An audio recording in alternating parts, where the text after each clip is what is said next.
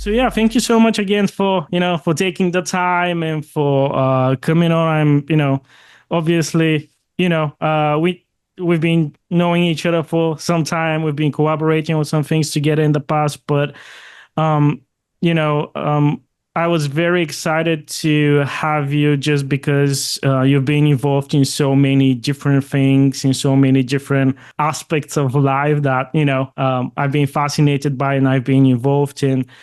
Um, so, just for starters, I'm curious to hear that when people approaching you and when you're in this sort of, initial phases of communication, how do you describe yourself? What do you tell about yourself when it comes to presenting yourself to another person?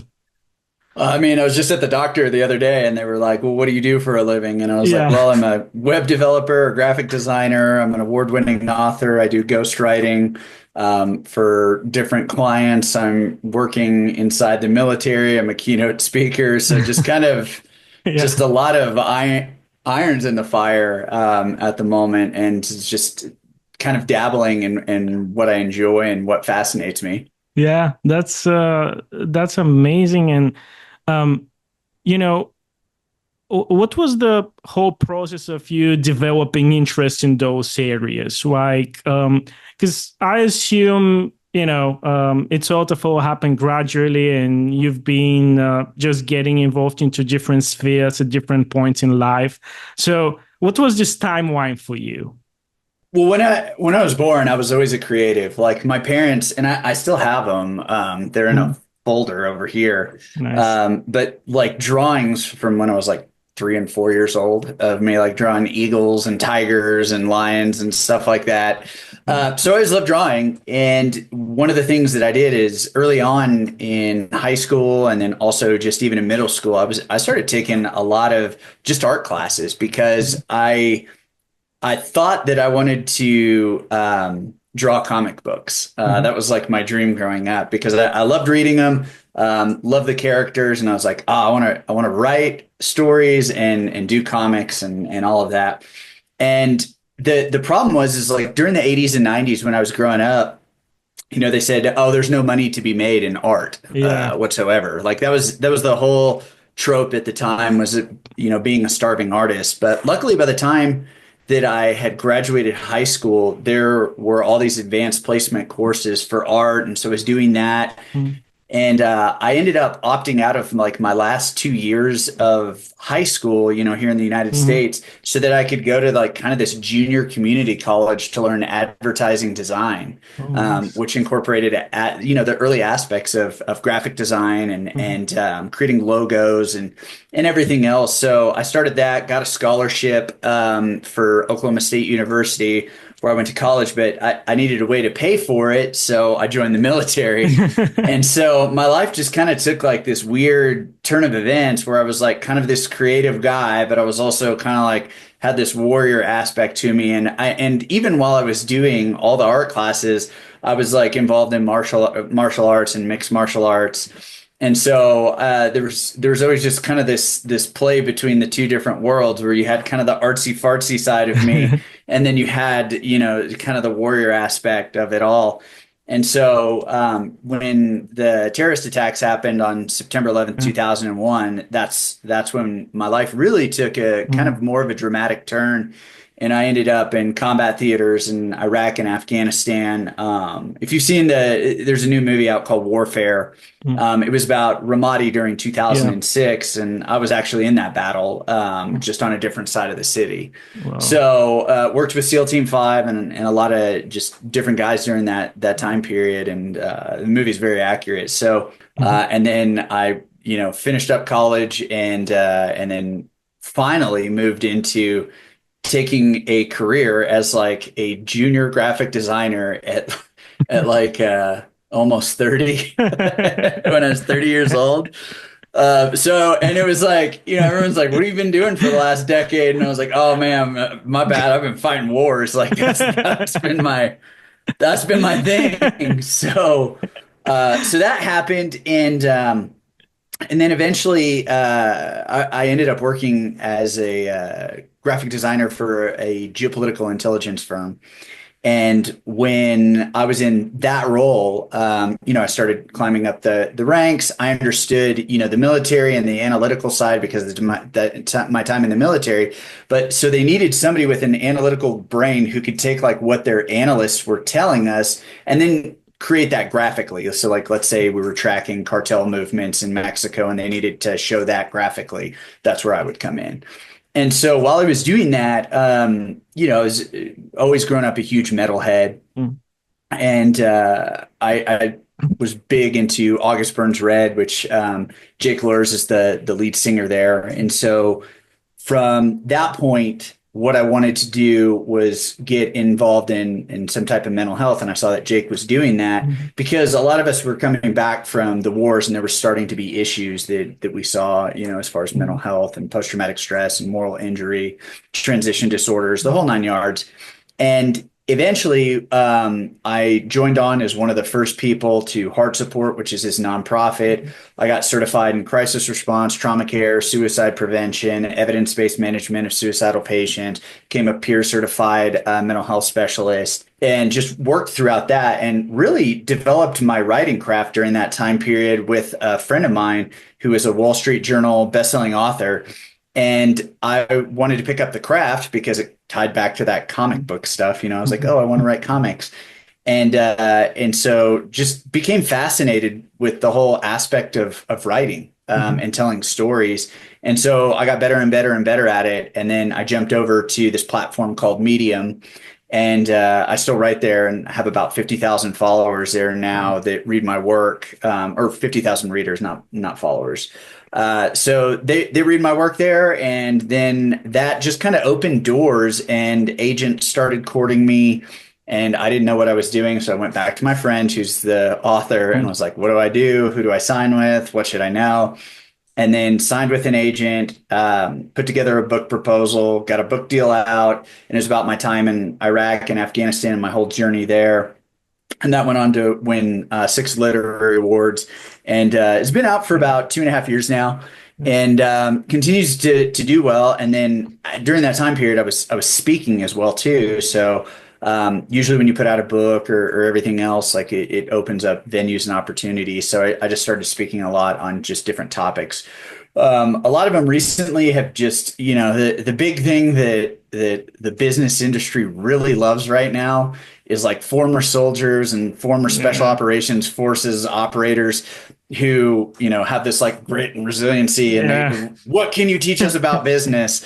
So I think the last couple times I've gotten hired has been like business related stuff. But I have another event coming up in September that's more mental health focused. But most of my speaking revolves around like military related stuff now, and I'm working a lot with the veteran community here in Colorado Springs, and then just beyond to just kind of continue to get veterans better past like this kind of victim mentality and into kind of more strength and resiliency. So that's a very long-winded way of like how the dominoes all kind of fell in place. And eventually now I run my own business. It does web development, graphic design, ghostwriting, all that stuff. Wow. Well, you've mentioned it's long-winded, but at the same time, considering everything that you've mentioned, I think it's a very, very short summary of everything that you've been involved in as well. Yeah. Uh, so, oh my God, there's so many things I want to double down on, to be fair. But um, so okay, so let's start sort of chronologically, I guess. Mhm. So we go back in time, and you've mentioned that you have two main components in your personality in terms of being abstract oriented, but at the same time having this sort of warrior mindset as well. The terrorist attacks happen. So can you walk me through your mindset at that time? Like, what are you thinking in terms of what decision you want to take and how you want to proceed with your life? I wasn't really expecting much. I was in the reserves at the time, and that's how it started out. Mm-hmm. The Army Reserves, which, it's supposed to be like 1 week in a month, and 2 weeks in the summer. But Mm-hmm. when I went to sign up, I met this guy and he was like, "Have you ever considered Army Special Operations?" I was like, "Well, what's that?" Because I didn't grow up really knowing much about like Green Berets or Rangers or anything else. And they were like, well, there's these reserve components and civil affairs and psychological operations, and we have a couple Green Beret units. And they were like, if you do really well on your score, you can go into that. And I was like, that sounds kind of cool. But my parents like wanted me to be like a mail clerk, like something just so lame. Because they're like, what if you go to war? And I was like, Mom, Dad, we're not going. Like, it's been peacetime. Like, this is ridiculous, you know? Man, did I eat those words? Yeah, You sounds so. know? Um, and so initially it was the way my parents had both gone to college. My dad went to the University of Texas, El Paso, and my mom went to this college, a small private college in Michigan. And so they were like they required, you know, because in the late 90s, it's like that's what you did if you wanted to like make money. It Yeah. was you had to get a college degree. That is not the case anymore. I tell my kids Yeah. now, you don't got to go to college, like learn a trade, like become a Yeah, plumber or an HVAC technician, you'll kill it. absolutely. So um and so I joined the military and I was like, yeah, this special operations thing sounds cool. And out of that, so I go and I go to basic training at the School of Infantry in Fort Benning. I think it's Fort Moore. I think they just changed it back to Fort Benning. I don't know. We've been changing our base names a lot here Yeah. recently. Yeah. It's good. There's a lot of goofy stuff happening in the United States right now, so It everybody's seems very so. well aware of that. So we apologize that we're just like it's just You're chaos sorting it right now. out. You're sorting it Yeah, out. we're sorting it out. Like Yeah. even we don't know what's going on here. I just wake up some days and I was like, well, okay. So It's interesting, at least. You know, yeah, it's dynamic. it's interesting. Yeah.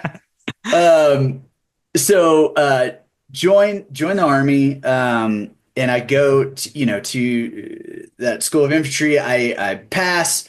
I do this program called Split Op, to where you can take some time if you're going through college, and do your training later. Well, that didn't happen. So on September 11th, 2001, I was in my I was living in a fraternity house at the time in Mm. college, and my mom called and she was like, "Hey, you know, turn on the TV right now." And it's early, you know, I'm a college kid. I'm doing my party thing, and I'm like, "Mom, no, like what? No." And she's like, "You got to turn it on right now." And so I turn on the TV, and I see one of the trade towers like smoking, and I'm like, "Looks like a plane just like crashed into one of the World Trade Centers. Like, no big deal." And I'm about to go back to bed, and I just watch as the other plane hits the tower, Oh my God. Yeah. and I like let the phone just drop from my hand. And like when you like everyone remembers where they were that day, but for Yeah. those of us that particularly saw it happen, it was just like this jarring moment. At Mm. first, it was like, yeah, there's probably some pilot error, maybe the FAA, like, it's Mm. just it's no big deal. And then when you saw the second one Yeah. hit, Yeah. that's when it clicked. That's when everybody knew we were under Mm. attack. And so I ran down the hallway. I said, "Everybody, wake up! Turn on the TV. We're under attack." You know, and they canceled like all of our school that day. You know, I'm like getting calls from my reserve unit. They're like, "Hey, be on standby." You know, it's just it's a crazy time period. There's a lot of just like nobody knows what to expect. Everybody's filling up with gas because we're going to run out of gas, because they're like it's the Middle Yeah. East, you know, Yeah. and so out of that, by September 25th, man, I was on a plane to Fort Bragg, North Carolina, Wow. to go through the John F. Kennedy Special Warfare Center in school. I graduate that, and then I get a slot for language school. So I was like, "Hey, I want to learn Arabic," and they're like, "No, because we have not realigned anything, and your command is under Southcom, which is Southern Command." So I had a choice of Spanish, French, or Portuguese, and I was like, "Well, I'm going to choose Spanish because that's going to help me out most in the long run," Yeah. which it has. Uh, and so I go and I get fluent in Spanish, and then I get home, and 3 months later, they're like, "All right, pack your crap, you're going to Afghanistan." I'm like, Wow. okay. So that's literally how it just went. It was like Wow. once the towers fell, it was like John F. Kennedy Special Warfare Center in school. They're like, "Now you got to do your language training." So I did that, and then I got home, and then 3 months later, they're like, "Pack your crap, you're going to Afghanistan." So Wow. That's insane. yeah. Yeah. Do you remember what was going through your mind just before going to Afghanistan, or, getting the call that you need to go there? Like, what are your, Oh, I was what, so afraid. yeah, I was so afraid. But I think like I grew up in the mindset where it's not okay to really show any weakness or fear or anything. So yeah, I just kind of buried it. And I took on like kind of this more fun party yeah, boy kind of attitude, but internally I was like terrified. And Jesus. I started doing things to like kind of subversively, I would say, degrade morale to a degree Okay. with my teammates. Hmm. Just because my hope is that if I was a bad enough soldier, they would place me in a headquarters unit, Wow. and then I wouldn't have to go fight or Hmm. something. I'd get my parents would get their wish. They would Yeah. get me safe and sound. But I got assigned to a team that was we run in these what's called civil affairs team Alpha or civil affairs team Bravo. Yeah. And the Bravo is kind of more like stay behind. Same thing for the Green Berets, who are operational detachment Alpha or operational detachment Mm. Bravo. So I got assigned to one of those teams, and we work in 4-man teams. And my team sergeant was just a really cool hard charger. Really just kind of raised me up and instilled in me like courage and confidence. And he saw what was going on and knew that I wanted to stay behind. And finally, when we landed in Kandahar, there was this map, like, and out on the border were like all these stars. It's just like this Hmm. huge conglomeration of stars.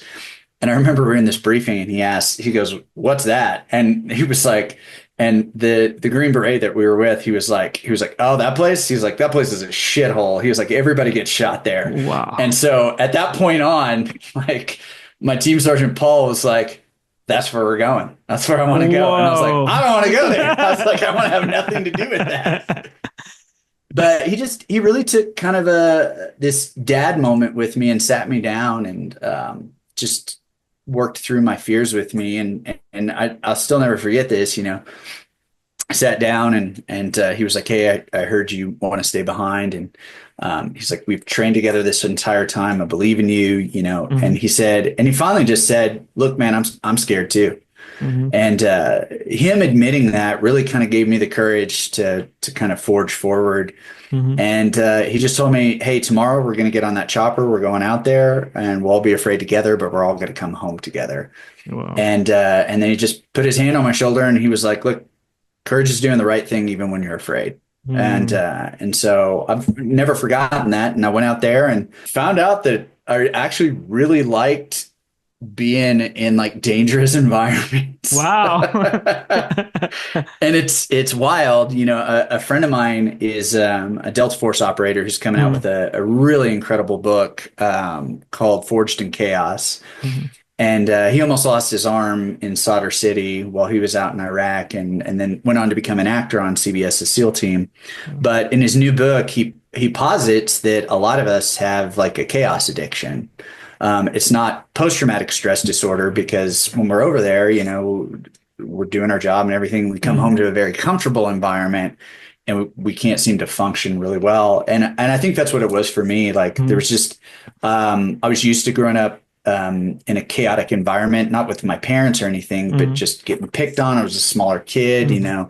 I was the artsy fartsy guy. Yeah. So like back in the day, everybody was like, "Oh, look at that stupid art fag," and like Yeah. they just name call you. Yeah. And so I never knew what to expect. Would I go to school and get punched in the face or beat up or like what was going on or my Mhm. friend's going to like me or dislike me? Well, this girl. And so it's just, I was constantly surrounded by chaos. Mhm. And so it made sense that when I went onto the border and I experienced all that chaos, I really thrived in it. And that was just the way that it was. And then I would get home and I would miss those environments of chaos. And so, yeah, Wow. which eventually led to another deployment where I was like, I literally volunteered. I was like, my friends approached me. They said, "Hey, we're going to this really stupid, dangerous city. The casualty rate's insane. Are you in?" And I was like, let's go. And and I was there for 15 months. Wow. And I mean, you can now watch what I experienced in the movie Warfare. It's the most accurate portrayal of really what I've seen with regard to the global war on terror and what happened during, the Iraq and Afghan wars, and specifically in Ramadi.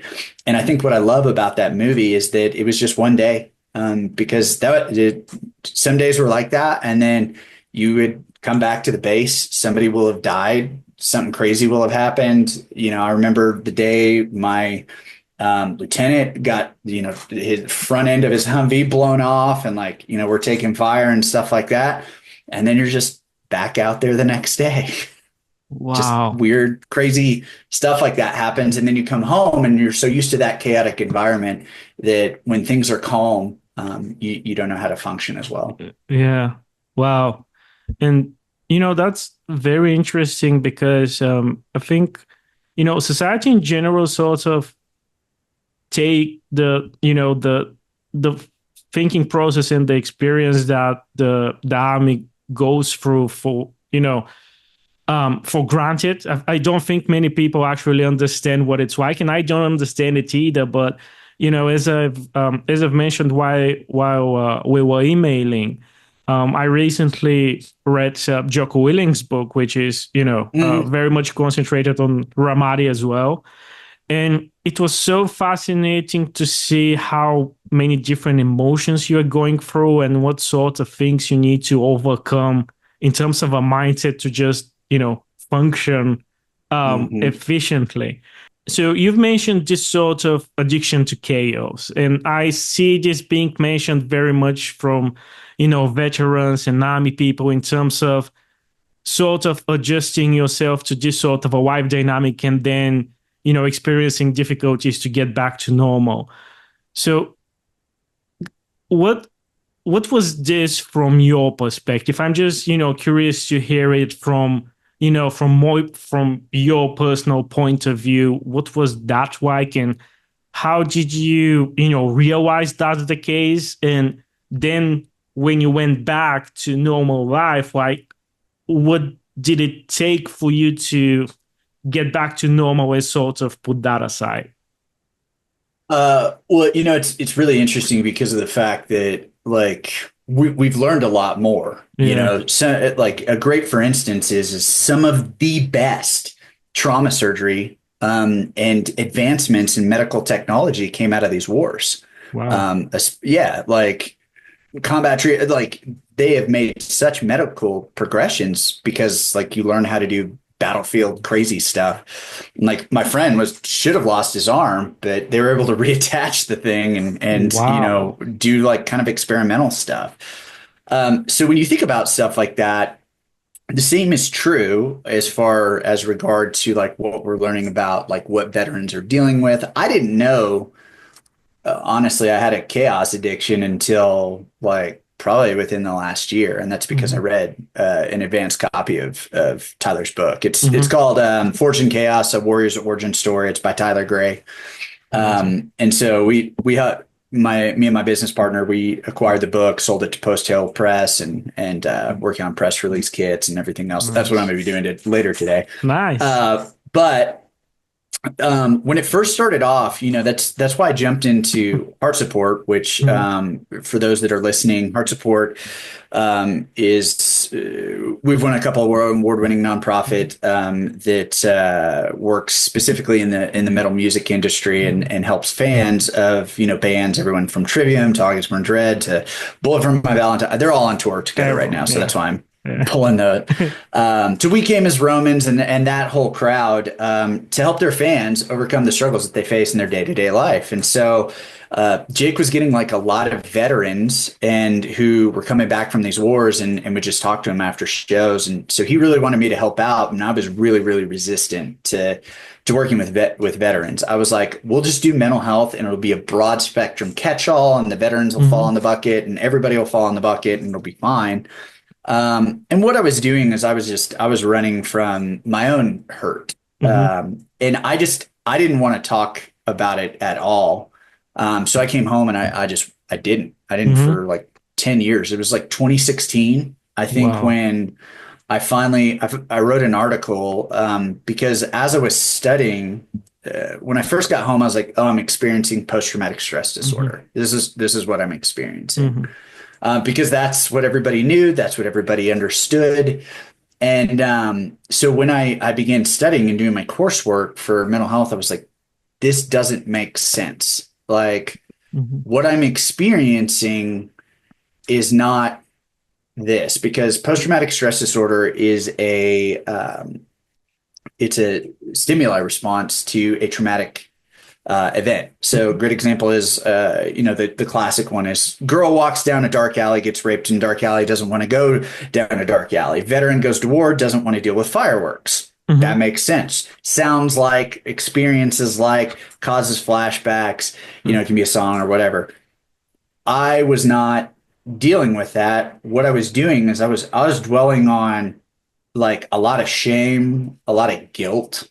I was like, Hmm. why did I do that? Why did I treat people that way? Why did I, when Kyle died, like that was my best friend, or Hmm. when my other friends died, or Hmm. when I had to shoot or move and do horrible things, like what? And then I start to question my identity, and I'm like, is this who I am? Am I a bad person? Hmm. Kind of thing.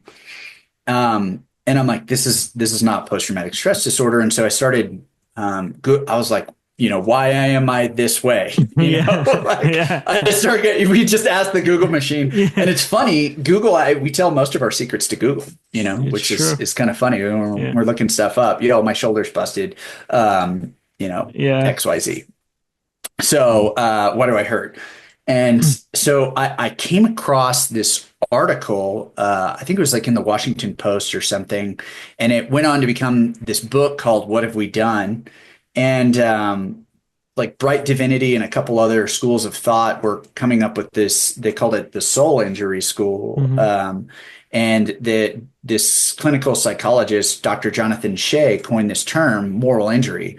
And he realized like that was what a lot of the soldiers who were returning home had to do. And it was when you had to do things that violated your sense of right and wrong. So like Wow. basically everything that you do in war, like killing another human being, watching your friends die, if you have to shoot a woman or child because they're carrying an explosive or something like that, that you see the whole Chris Kyle Yeah. stuff on American Sniper and so forth. So out of that, I was like, oh my gosh, this is what I feel. And that led to like a lot of new therapies being developed. And where ones kind of took more of the forefront. So like cognitive behavioral therapy and dialectical behavioral therapy to help vets kind of process through that. And then out of that became EMDR, the rapid eye movement Yeah. desensitization, then the ketamine infusion. And I've done all of this, like Wow. mind you, yeah. Because it was like something's wrong with me and I cannot figure this out. And really, as I explored kind of more of that like mental health aspect, I realized that the industry was really broken because people either wanted to treat it with a pill Yeah. or they wanted to treat it with just counseling or spirituality. And I was like, it has to be a full whole body Yeah. approach. And Yeah. like I had left out the physical component. A lot of us were exposed to heavy metals and toxins and Hmm. that aspect that can mess with your brain. And then we learned about traumatic brain injury from the amount of explosions and everything else that we Wow. were going on. And Tyler and his team now are putting together an entire comprehensive program for veterans to eventually go through called New Bio, where it addresses all of that. Because human beings are emotional, we're intellectual, we're spiritual beings, and if you just treat one aspect, like if I had a broken leg and I was like, or here's a great Yeah. example: if I came to you and I was like, I'm depressed, and you were like, okay, cool, we're gonna put you on some SSRIs, you're gonna be better in no time but I'm depressed because I cheated on my girlfriend or something. Mm. Why do you need SSRIs for Yeah. that? You Yeah. need like some counseling and Yeah. other stuff. And so what we're doing is we're cherry picking and throwing everything. And so as kind of more of the information and data has come out, what we're seeing now is a lot of the Iraq and Afghanistan vets that were in combat scenarios and environments are dealing with moral injury Mhm. or, no, what we're discovering now is they come from that chaotic environment, they thrive, and then they come home and they cannot be comfortable in that own space. And so they create chaos in their own lives because Oh, it makes them come alive. So whether that can be drinking or drugs or just violence or whatever it is, yeah. they have to have some form of controlled chaos for them, and that it'll eventually implode their relationships or friendships and whatnot. So we're seeing that as well. And those are linked. And then there's traumatic brain injuries, there's post-traumatic stress. So just really knowing how it all functions together has really helped us understand a little bit more of like what's happened. But you also have to remember that most large scale major combat operations were done in 2015. And granted, the wars continued on until 2021. And you had people that saw combat during those time periods, but overall, it had Mm, scaled down. And so you had an entire entered the military, and now they're getting out and they're saying, "Oh, I have post traumatic stress," and the VA is like, "We have these rapid numbers of post traumatic stress," and I go, "Well, that's interesting because we haven't had anybody. These guys have not seen combat, and I know a ton of dudes that were getting rated that had never deployed, stayed home, worked on computers their entire 4 years in the mm, military, and then they're like, I have PTSD." And I'm like, how do you have PTSD? yeah. That's that's not possible. Mhm. But they're getting rated for it, and they're continuing to struggle. And eventually, when I was doing my clinical work with Dr. Kent Corso, who's Mm, a leading suicidologist, he pointed me to, because I was for suicide overall, but I want to mm, know military stuff, and he's an Air Force veteran, mm, and I was like, dude, what is going on? I was like, this doesn't make sense. And he pointed me to a 2012 study by Gibbons and colleagues that basically shows that when you exit the military, if you don't find a new unit, tribe, religious yeah. affiliation, or some type of community network, Mhm, veterans will struggle the rest of their lives, and it's because they're so used to that microcosm of community. And mhm, if you look at the way that Gen Z has these rapid moments of loneliness and how mhm, it's become this epidemic, like what the Cigna report mhm, signaled, what we're seeing is they were in a close knit community where everybody has their back. They get out, suddenly they're lonely and they're mhm, spiraling, and they're like, something's wrong with me. I've got PTSD. They're like, I'm depressed. Everything's triggering to me, and it's because like they don't know how to work in a corporate life because mhm, they've been doing the military the whole time. They're used to having somebody tell them exactly what to do, what time to wake up, when to eat, when to yeah. shower, go to the bathroom, the whole 9 yards, and they come out. And so what they're really dealing with is a transition disorder, because they're transitioning back to Mhm. civilian life. And so as we've kind of uncovered all these aspects of the mental health journey, we've just learned a lot more and how to treat people appropriately. Wow. That's that that's such a fantastic response that really puts things into perspective. So you've mentioned that after you came back from war, that you also experienced some sort of difficulties expressing what you've been feeling. And Mm. then, fast forward, you are writing a book, about that. So, Yeah.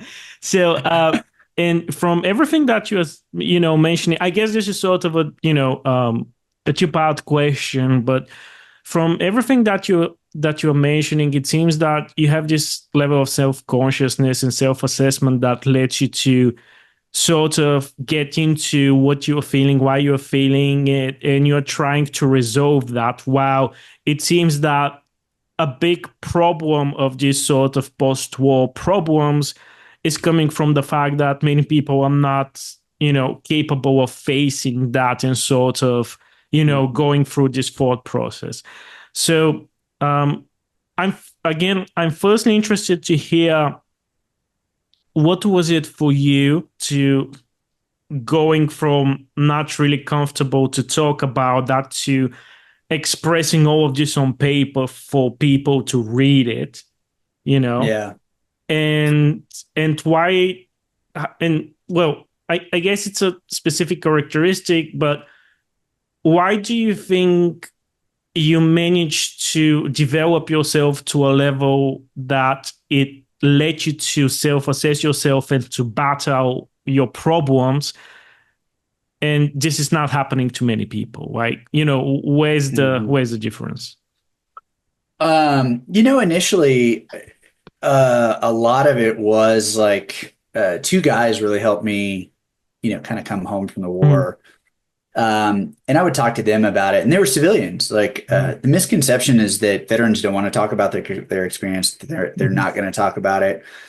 Um, and the reality is we want to, but it's difficult to talk about morally ambiguous or just kind of dark stuff like that mhm, gallows humor. mhm, And so I remember when I first got home from Afghanistan and I told a story and everyone was just horrified. And I was like, okay, I'm never talking about this ever again, because they wow. think I'm a monster.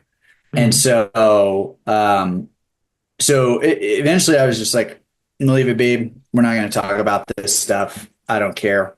And, and so I went on living with my life. And when I got home from Ramadi, and mhm, I was getting out of active duty and switching over to the reserves, um, I was like, I'm gonna get a job. I'm gonna kill the job, and I'm gonna mhm, get on with my life. And because it was like 28, 29, and I was like, man, I haven't even started a career. mhm, What am I doing with my life? And so I was like, all right, I need to focus in on other stuff. mhm, And so I got busy just working, and mhm. I mean, I didn't talk to anybody about anything that I had Wow. ever been through.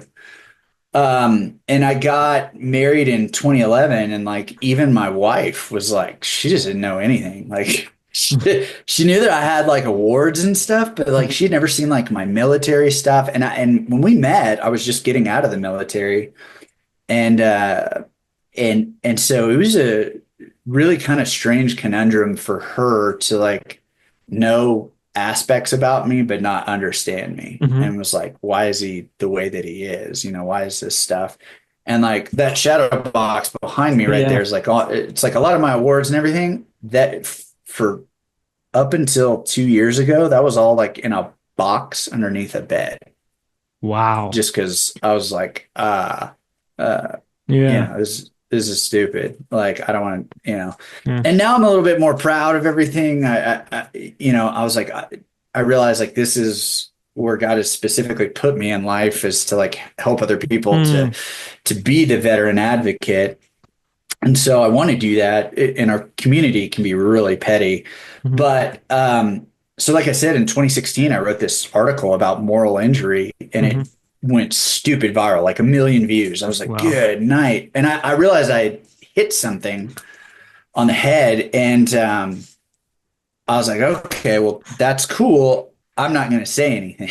Because, and again, it was during that coursework when I was learning about moral injury, and so I wrote about it, and I was like, wow, I guess I touched a cultural nerve. Mhm.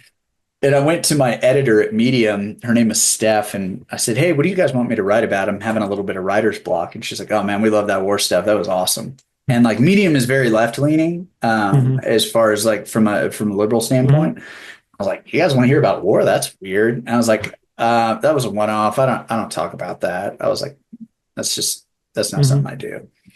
And they were like, and she said, she goes, well, that's a travesty. And I was like, what? Why?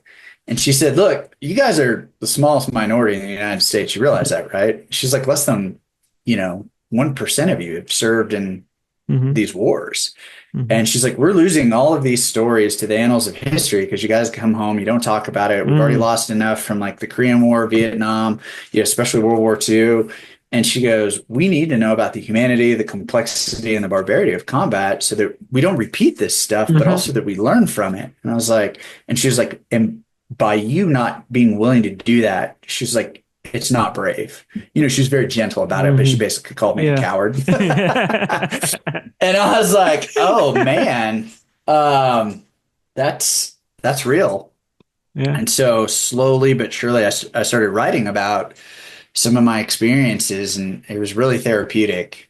And ultimately, I just kind of discovered that like people were interested about what had happened Mhm. and what had gone on during that time period. And it was hard, but what really pushed me to do it was um, when I first started writing that article. Mhm. I just found out. So I met this priest while I was in Ramadi. His name was Father Rochford, and he was a Vietnam veteran. And he was one of six people out of like 150 in his platoon to survive the Tet Offensive. And I was like, how'd you become a priest? And he was like, the Tet Offensive. He was like, he was like, I asked God to spare me. He did. So I became a priest. I was like, wow, that's Wow. crazy, dude. Yes. And he was like one of the coolest dudes, and I didn't really believe in anything at that time Mhm. period. I was like, maybe there's God, maybe there's not. I don't care. But he Mhm. just really planted some seeds in me that eventually led to like kind of a faith conversion thing and in my life that I'm very adamant about now, and working that spiritual side of Mhm. aspects and for veterans and Mhm. having them explore faith and in general. But he gave me like his Bible and then a card in it and told me to stay in touch. And I would talk about him with my wife, especially when I converted to Christianity. Mhm. And she's like, you always talk about this priest. Like, how come you haven't reached out to him? This is like 2016. And I was like, yeah, you're right. I should. I should reach out to him. So um, I have this foot locker I keep in the garage full of like memorabilia and stuff that I would never touch. And I go out to the garage, I open it, I find his Bible with the card in it. It's a parish up in Massachusetts. I call up there and I'm like, hey, I'm looking for Father Dennis Rochford. We served together while I was in Iraq. He told me to keep in touch. I didn't. I did a really bad job of that. I'm wondering if there's a way that I can get a hold of him. And Mhm. like the line is like silent, and I'm like, is anybody there? Hello? And they're like, "Oh, sir, we're really sorry to have to tell you this. He passed some time ago." And I was like, "Oh, really? How'd he pass?" He had been a lifelong alcoholic and stuff Mhm. too, on and off the wagon. So I was like, maybe Mhm. his liver shut down or Mhm. whatever. He got sick. And they said, it's best if we remember the departed as they were. And if you're Catholic, you know exactly what that means. That Oh, means suicide, yeah. because they think that's the unforgivable sin. It depends Mhm. on which side Yeah. of Yeah. Catholicism. Some do, some don't. Yeah. And I was like, you need to tell me right now how he died, you know? And she was like, suicide. And so he jumped off a bridge.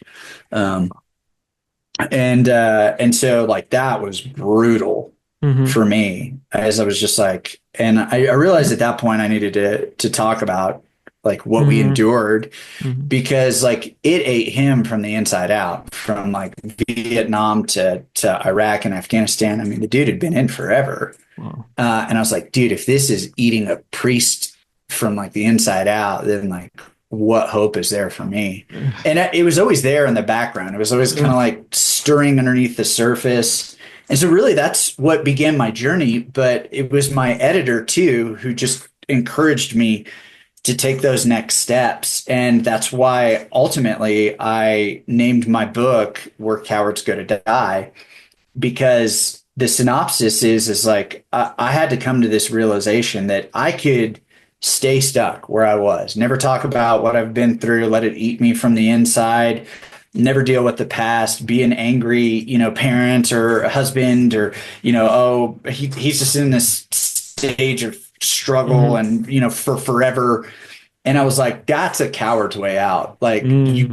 me knowing I should get better and I don't do anything about it. Mhm. That's in its simplest form is cowardice. Mhm. And then I realized on the flip side that if I wanted to take courageous, proactive steps and get better, that the coward that lived in my heart would have to die. And so either Wow. way, like a coward was going to die. I Mhm. would either die as a coward or I was going to kill that inner cowardice. And so that's, Wow. it kind of became the synopsis for the end of my book. It's like, I had to realize like I was operating in cowardice so many times in my life, whether that was not wanting to go to war initially, like what I talked about, or not wanting to get better. Mhm. And I just realized, like, as is true in most things in life, if you want to get busy getting better, then in some way, shape, or form, there's going to be a form of cowardice that dies, or you're going to die a coward. So, and that's really where I began to put in the work because I realized I wasn't being brave and courageous. Everybody would look at me and be like, "Oh, look at all these awards. You're brave. You're a war hero or whatever." And inside, I felt like a fraud. So Wow. Wow. This, I think this is such a, great example of how important it is to be, responsible with your role within society, regardless of, what you're involved with. But, that's, that's such a, profound way to just express it to the society.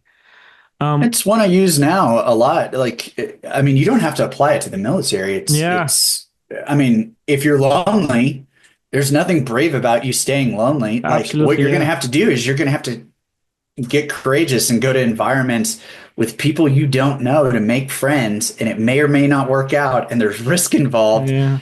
But you're either going to die lonely and a coward, or you're going to have to kill that inner cowardice, develop those friendships, and that's what we're seeing a lot in society anymore. Is like people are either buried in an asynchronistic digital world Hmm. that where they're not experiencing that connection, Yeah. or they're going, "Oh, I have all these issues," and I go, "There's nothing brave about you staying stuck where you are, man. Like, what do you want to be brave or do you want to die a coward? Like, Yeah. that's where you're at." So, Wow. and like the brave thing is to get better. Yeah. So to do the work. That's beautiful. And I would love to, get your opinion on some, very significant processes that are currently going into our society, because I think you'll be able to provide a very interesting outlook on that. But the last thing I wanted to, ask you when it comes to, your military experience, because this is I find this very fascinating that people like you, people in the army nowadays, are one of the very few that, literally speaking, you faced that, you've seen it, Mm. you probably, experienced that moment when you were like, okay, this is the end, and it ends now, and all of that. Yeah. And I'm sure, did you so what I want to ask is, did you have that moment, and what was going through your head, and how this moment reflected on who you are as a person right now? Uh, it's weird. So it's strange. Yeah. Like sometimes you're good, sometimes you freeze up. Hmm. When I got wounded in combat and my best friend got hurt, who's actually staying with me right now. Oh, So wow. Wow. so yeah, we've been friends for over 20 years, very best friends, and like anytime he's in town, I'll drop whatever I'm doing just to be with him. Hmm. Um, but yeah, so when he got hurt and I was hurt, didn't really know I was hurt. That's like when I just kind of froze up. I did my job really well for a minute or two, Yeah. or longer. I don't know. He was bleeding pretty profusely. Had been hit in the tricep and Hmm. was bleeding out, and so we had to put a pressure dressing, drug him in. Like again, you go see the movie Warfare, you see what Yeah. that's like, just dragging dead weight people everywhere, and propped him up and started doing first aid, and then ran out and was trying to get the medics, and this other rocket comes slamming in and it knocks me to the ground. And I think that's when I got afraid and I came back in, and I had another soldier who was with me. I was like, "It's your turn to get blown up," because he didn't get blown up. I was like, "It's your turn to get blown up. You go get the medics." I was like, "I'm gonna stay here and Yeah. work on my buddy." And so that's what I did. And I think what ended up happening, especially when I was in Ramadi and everything, and I really began to like click, is Hmm. a lot of soldiers get to this place. And it's funny, it's been popularized by the show The Walking Dead, where they got their name. Hmm. And like years before that went on, like my best friend Kyle, Hmm. um, he was replacing me when I was set to go home. Hmm. And he was like, dude, you got blown up. Like, this is crazy. Like, how did you survive like everything getting shot at and, all the attacks and whatnot? I just told him, I was like, look, man, I just kind of had to make my peace with death. I just woke up and assumed like today might be the day that I die.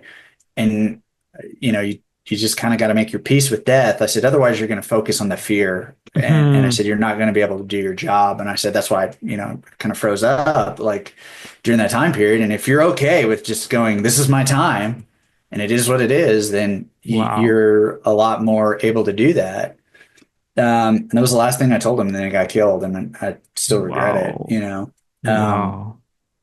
yeah, he got killed a week later. So um, it was, but that really was the case. Like I just, and I've seen other vets post about it, and there's been a lot better posts than Mm. the way that I'm describing it. But they're just like, it's not that you want to die; you just get comfortable and just realize Mm. this is what it is. And if it's my Hmm. time, it's my time, and I'm gonna go. Hmm. And I just remember like, and maybe it's the hubris of youth too, but like I was 26 in Ramadi when I first got there, 27 by the time I left. And I'm mid 20s. I'm going through life and I'm leading my team. And I realize I have a very good responsibility to make them, you know, let them go home. But if I Hmm. don't make it, that's okay as long as they get home. Hmm. And I just kind of always had that in the background of my mind and just kind of thought that, I'm invincible until the day that I'm not. And that's the way that I just kind of operated. Just thinking like, uh, okay, cool. I woke up this morning. It's another day to breathe, to do the mission. And if it's my time to go, then whatever. I'm going to take a bullet. I'm going to get blown up and that'll be that. And the end. And so and it's weird when you get in that space because like coming home was bizarre. Like coming out of that space where you're just Yeah. like, I don't care. Like if I die, I die. Yeah. it's like you're Ivan Drago in Rocky. It's like if he dies, he dies. Like yeah. But you're doing it to yourself. And I'm just like, I don't know. And like, dude, like you kind of become this weirdo that's like somewhat haunted and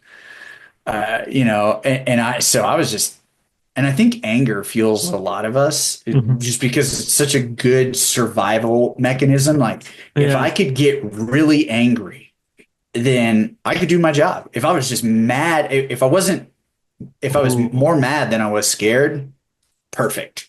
Like I'm just pissed Wow. off at everybody shooting at me. I'll do, F these Hmm. guys. Like, Hmm. so it becomes you capitalize on anger, and then when you go home, anger is your go-to, and it's just kind of always been that way.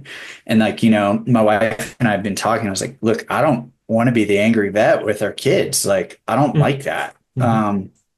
But I have a tendency that's where I go Hmm. when they're just destroying the house or picking Yeah. on each other, fighting or whatever it is.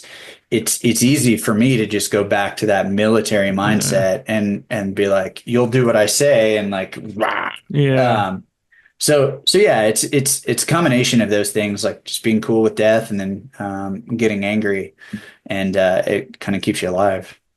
Wow. It sounds so fascinating when, you are describing it in such a emotional depth because I think just provides such a good overview on the processes that goes inside, in your mind and in the mind of, military people in general.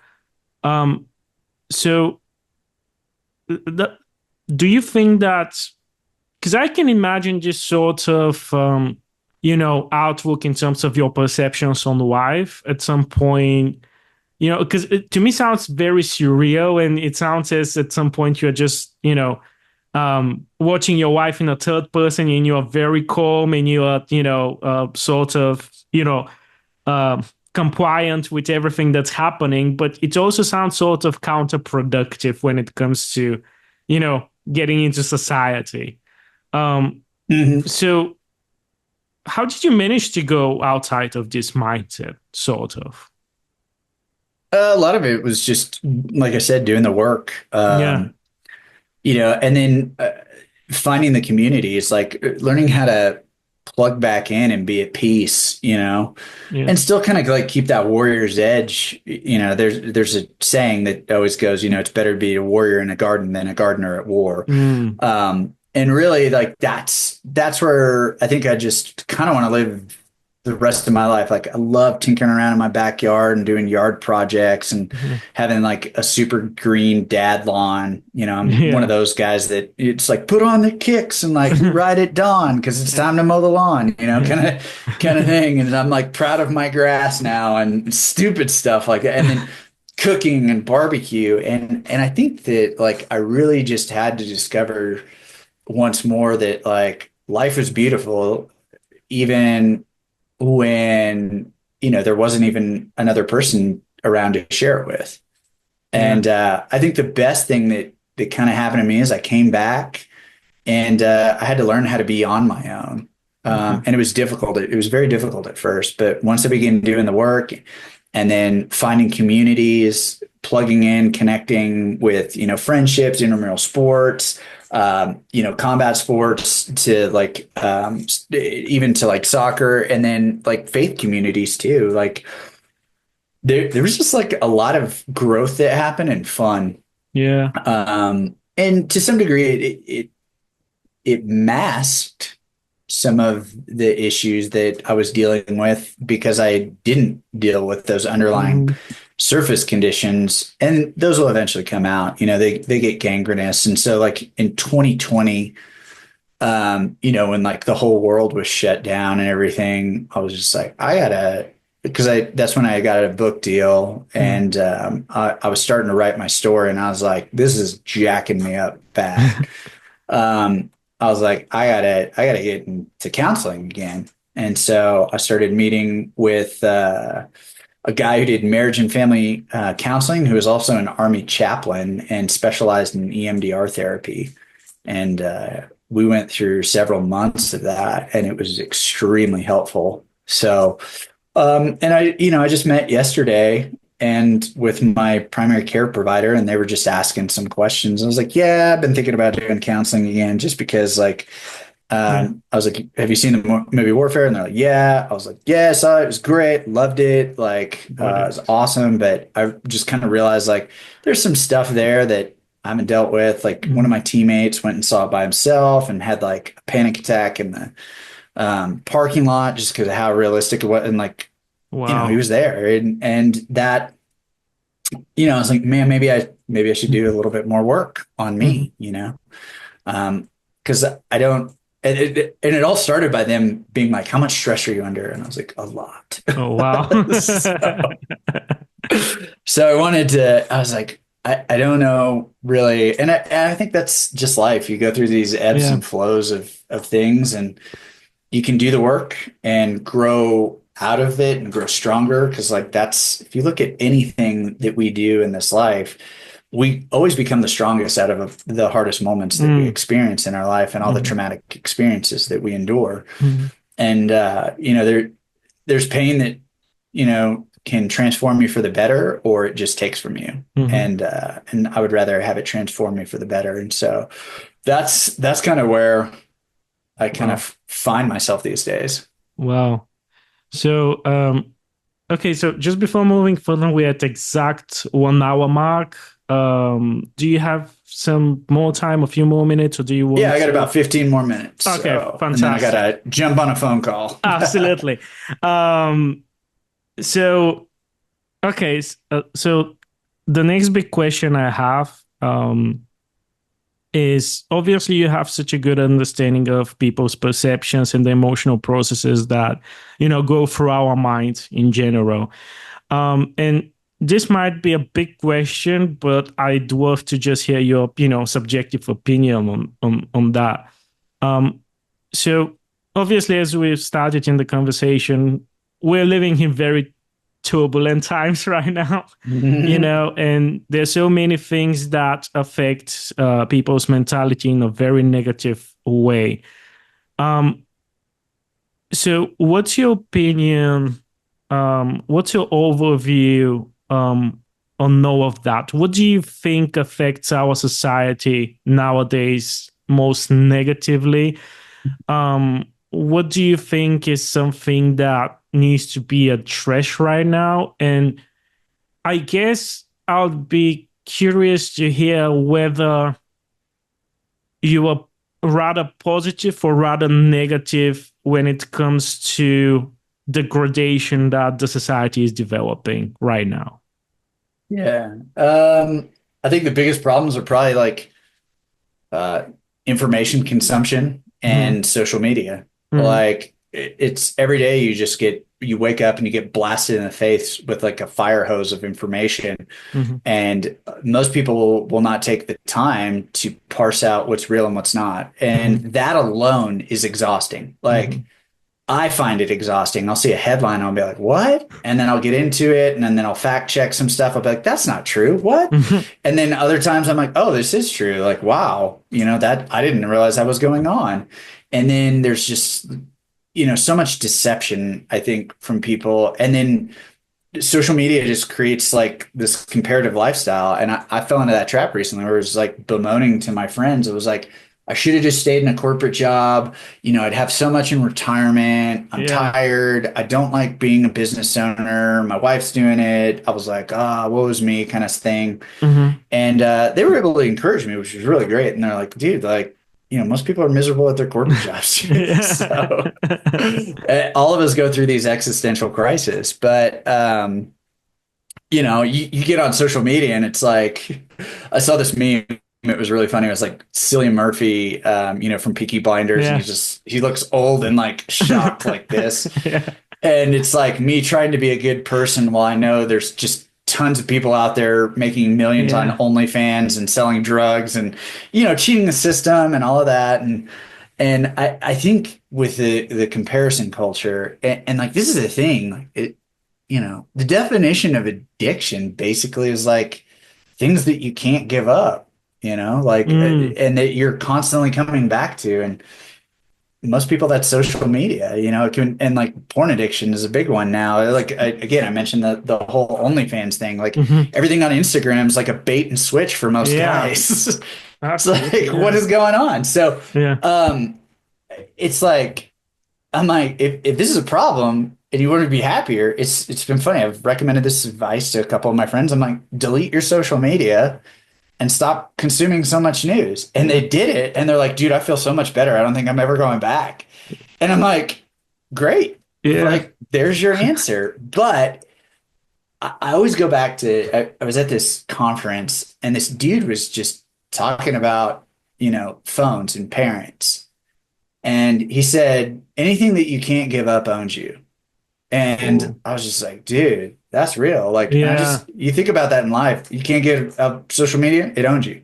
Like you're the product, you're being owned by it. And it's contributing to things that are worse. If you can't give up the news, like, and you're growing more depressed and like literally I had to do, I told Emily, I was like, I can't keep like reading the news. This is bad for me. She was like, yeah, no kidding. Yeah. So I was like, all right, well, I'm going to not do that for a while. And this comedian made this joke. I was watching a comedy special the other day, and he was like, I gave up watching the news. I know that sounds irresponsible. He goes, but if something really big happens, you're going to find out about it. He's like, when 9/11 happened, like, he was like, Yeah. everybody knew. He was like, you didn't have to be on the news to know Yeah. that 9/11 happened.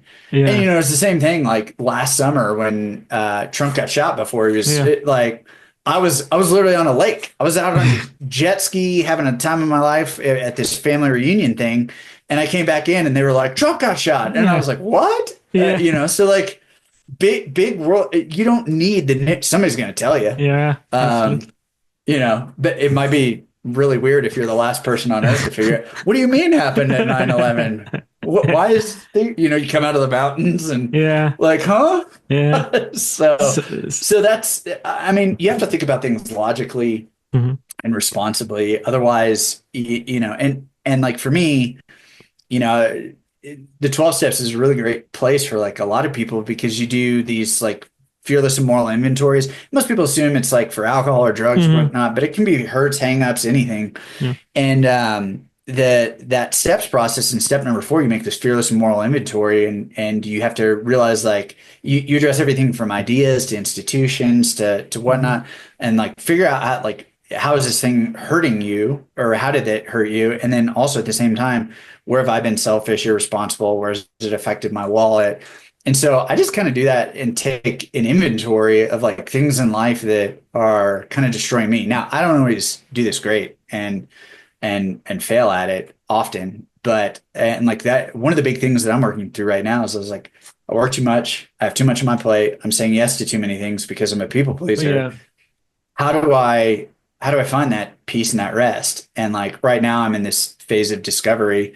It's going, where can I learn to let people down? Where can I learn to say no? Because Yeah. otherwise, I'm not going to be the best version of myself for my friends and my family. Hmm. So that's all of life is a process, and you have to figure out like where your trial is at the moment and Hmm. the crucible that you're being tested in so that you can be forged through the fire. Wow. Yeah. And I absolutely agree. And I think that's such an interesting and important topic for people to have in general because, obviously we see how all of these processes you've mentioned affect, the younger generation and subsequently how this affects all of us at the same time. Um, Yeah, it's affecting everybody, even the yeah, boomers, man. absolutely. Yeah. But they knew it. They were expecting Yeah. They're like, did it. you see that Sasquatch is at Whole Yeah. Foods? You're like, that's not real. They're Yeah. like, but it's real. And I'm like, oh no. How come it's not true? It's coming from this website, see a real Sasquatch dot, want your friend, whatever. Yeah. It's insane. Insane. Yeah, Uh, Ronnie Chang does a good bit on yeah. that for a comedy special. It's awesome. I'll definitely check it out. I love those. I love those. And you know, I would love to. Oh my God, I want to discuss so many other things with you. So hopefully, at some point in the future, I would like to come for a part two, because I'm specifically interested to also discuss the how all of this affects specifically the artistic mentalities and the artistic people in music, because I think this is such an interesting, important topic as well. But to finish off, more on the geeky side, I guess. But since you've mentioned you've been in comics, Oh and you're a yeah. big fan, now you're still into this area. Do you like still follow things and stuff like that? Yeah, I mean, I think the funnest part, fun and disappointing, it Yeah. has been, the way that movies have been made out of Ah, the comic books. yeah, So, I grew up collecting all the Marvel trading cards, still got them. yeah. I've got like the hologram Hulk card, like still Oh from like back in the wow. 90s, and goofy stuff like that.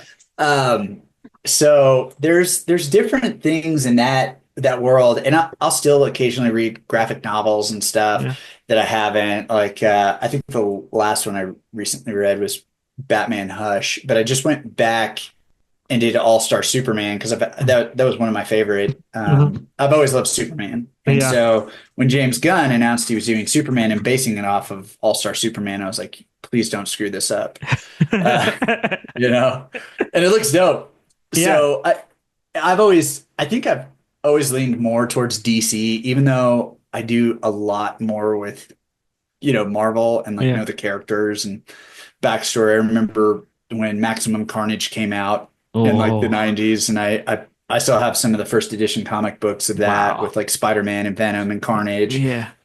So yeah, man, I'm definitely still stay involved in that world, but DC's probably been, Superman's always just kind of been my Yeah. favorite. Like just the Man of Steel, like the American Boy Scout. And so I was really Yeah. disappointed when they took like kind of that dark, gritty tone. And I'm Hmm. really glad that they're doing away with that because I'm like, Yeah. that's Batman's gig. Let Yeah, Batman have exactly. that. Yeah, Exactly. like Yeah. let him be the tortured poet, Yeah. whatever. But I've always wanted, Superman to be the symbol of hope Yeah. And I really hope that, especially in our day and age, like we said, where everything's chaotic, I think the world could use like kind of a fresh infusion of that. And so I've loved the little offbeat ones, even that I've never read, that caused me to like go out and figure out what's up, from Guardians of the Galaxy Yeah. and Thunderbolts and all that. I was always into the obscure Marvel side of things. Nice. So Yeah. like X-Force, and I would read Yeah. those, and everyone's like X-Men. I was like, yeah, I love X-Men, but I want to. Yeah. So Oh, yeah. yeah. So, just to finish with sort of a social media lead, sort of a question, what are your top five favorite comic book movies? Oh, that one's easy. Number one, I think is going to be everybody. It's the best comic book movie, period. Like I don't think you can have an argument with this. Is The Dark Knight. Yeah. I Yeah. mean, Heath Ledger's portrayal as the Joker is number one, iconic. The Yeah. storyline's fantastic. I mean, it literally ranks in one of the top 100 movies of all In time general. by Yeah. critics. Yeah, Yeah. but you're not going to get that with like, Iron Man 2. Yeah. So, Not at all. no. Yeah. Um, I absolutely loved the last Avengers movie. Yeah. That was killer. Yeah. Infinity War was just so good. Insane. Yeah, and like you knew when like Cap was going to pick up Thor's hammer, and like Ah. just all the fan service that they did there. Yeah. And I just remember also the first time I went and saw Avengers in the theater, the very first one, I was like, this is everything I've wanted since I Yeah. was a kid. Absolutely. Iconic team up. Um, Dark Knight Rises, all the Nolan The Nolan Batmans movies. Yeah. are fantastic. No, but again, number one's always going to be that. I would put, Avengers, Infinity War is probably number two. I loved the Spider-Man No Way Home, where I was throwing. That's the one with the three Spider-Man, Yeah. in Yeah. it.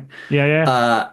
Dude, I was throwing popcorn. Like That was we were like, insane. oh yeah, yeah. That Yeah. was Insane. just a blast. So love that one. I really loved. Oh, man, it's tough. Like one of the Thor movies is Oh, absolutely fantastic. The the Ragnarok. yeah, Thor Yeah. Ragnarok. Yeah. That one was just so fun. So fun. And I was like, Yeah. so well done. Yeah. And the Guardians of the Galaxy was fun too, like the initial stuff. So I mean, there's DC. Wogan. That I rate Wogan pretty Oh high as yeah, well. Yeah. Old Man Logan. Yeah. Yeah, Yeah. It's amazing. I love the comics as well, but the movie was, pretty nice too. yeah. Because like in the comics, like Hulk's in it. And Yeah. Yeah. yeah. And I was like, oh well. Yeah. So we'll see. Like, Yeah. I feel that Marvel has done well because they've had the right directors. And granted, I thought this last phase was like phase 4, the one with like Doctor Strange and Underwhelming, I'd say, because I thought it was garbage. yeah, because the phase that the Russo started with Captain America 2 and the political thriller sort of thing, it was so nice. And after that, it was like the Marvels, like, yeah, Yeah, Marvel's was like Miss Marvel. That was terrible. Yeah. Black Panther 2, I thought was super lame. Yeah. Especially like when you had to follow it up. And granted, I get it. The lead, actor. Yeah, died, Chadwick. Yeah, but tragic. still, though. Yeah. Yeah. And then Doctor Strange was super bizarre and whatever too. And Yeah. and then Ant-Man and Wasp, I was like, Oh get my out of here, God. guys. Please stop. Yeah. And I feel like they're like, well, let's do what worked. Let's bring Robert Downey Jr. in as Doctor Doom. That was very strange. I mean, I would put Deadpool up in one of the top 5. Nice. For sure. Nice. Yeah. In DC, what do you think about the Snyderverse? Like, is it your thing, or you are more interested in what James Gunn would do with Superman? Obviously, you mentioned it, but yeah. I'm more interested in what James Gunn is going to do because I've loved all the Yeah. Guardians of the Galaxy, and then like when Yeah. he did the Suicide Side Squad, Squad. that was Yeah. fantastic. Yeah. And with him at the helm, and he's always wanted to do Superman. He's always been a DC guy, and I Yeah. love Peacemaker. I thought that was a Ah, hilarious yes. series. I watched Creature Commandos also on Yeah. HBO, and that was great. Yeah. So I feel like he's off to a really good start. I'm going to be curious about Batman Brave and the Bold, and Mm. because we're going to get Damian Wayne. Yeah. We're going to have that kind of father son dynamic. But I would love to see them do stuff like Nighthawk Oh, yes.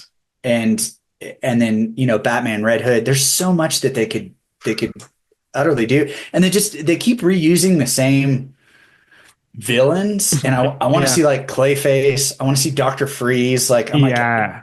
take us out of the campy stuff. What would they be like Yeah.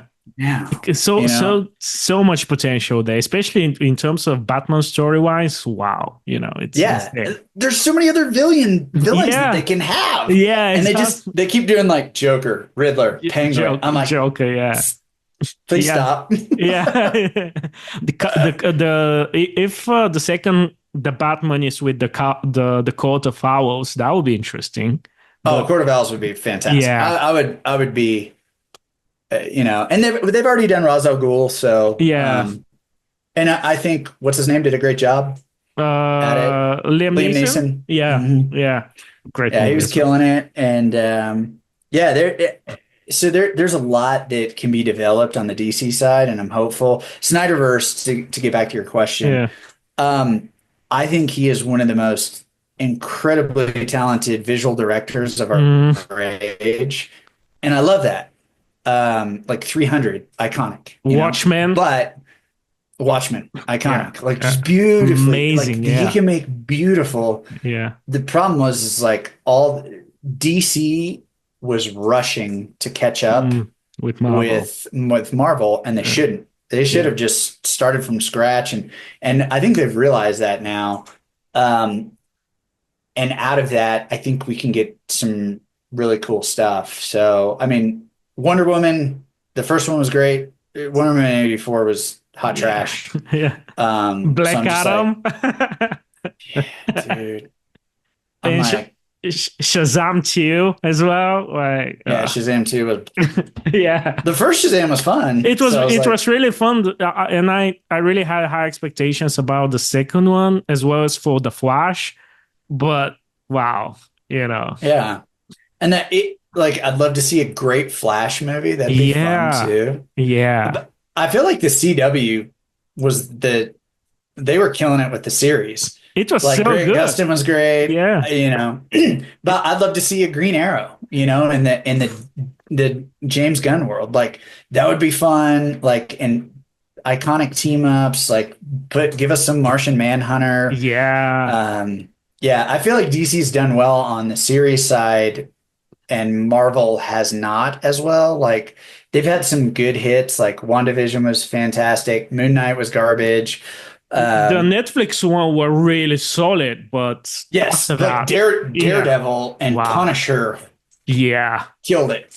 I love Jessica Jones as well. I even Oh like Luke man, yeah, Cage, like yeah, insane, yeah, insane. and yeah, we just finished up Daredevil Born Again, and I was like, yeah, baby, let's go. Is it good? I So haven't watched it yet.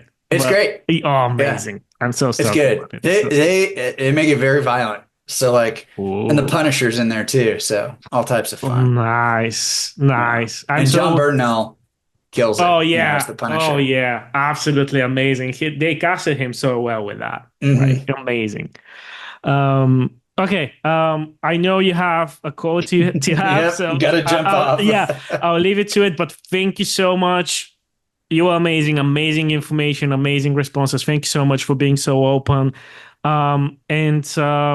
Yeah, hopefully in the future you'll be open to do one specifically about comics and geeks. Yeah. But yeah, I'll leave you to it. And please, in an email, send me stuff that you will want me to promote with the podcast. Books, links, whatever. You got it. Awesome. Thank you so much again. Have a great one. Have a good one. Talk to See you ya. soon. Bye.